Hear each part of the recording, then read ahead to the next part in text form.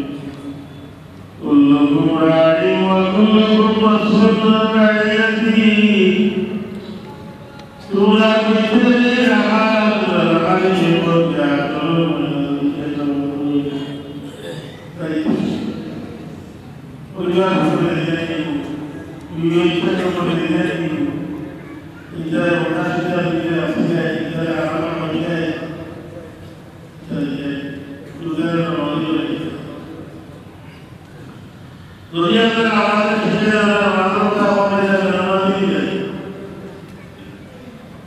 क्या उन्होंने किसने किलीसा नहीं है लोरिया वाली आवाज़ ये आवाज़ वो किलीसा होता है हमारे बाबा सामने मौजूद वो आवाज़ है ये आवाज़ में जो थोड़ो एवं की वाव किसे और एवं नहीं हो प्राचीनवाद से आओ प्राचीनवाद से आवाज़ हमारे आवाज़ चल रही है तो तुरंत ये में मालूम करनी चाहिए हमारी जीना लाखन या जोर मैदान में जोर दिया गया Rabbiyola Rabbana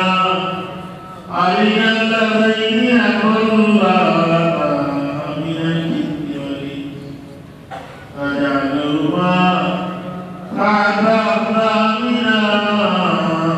Liyakuna Minasali Jara Rabbahu Rabbana Aliyalla Zaini Akullata Allah दुनिया जैसे हमारे गुलाम नहीं थे जीना तो बच्चा हमारा बच्चा है हमारे किसे थे हमारा भाव किसे बनाए हमारे को तो नहीं तो बोली नहीं तो बोली नहीं हमारे लिए तो हमको कैसा है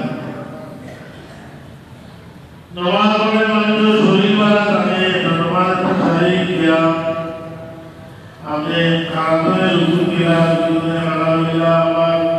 सिद्धांत मिला और के हला मिला ये ना क्या कोई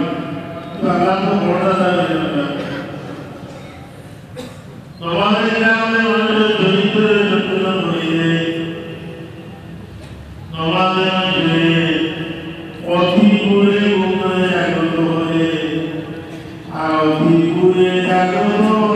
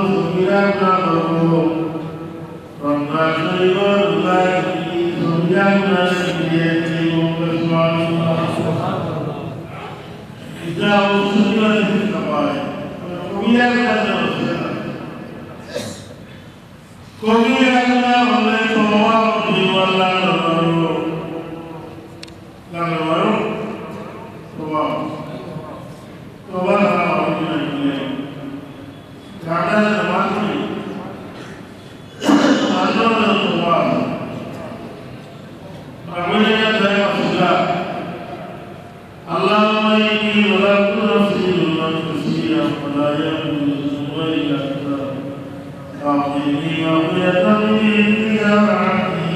إنك أنت الغفور الرحيم جواب الجنة وما قلنا لك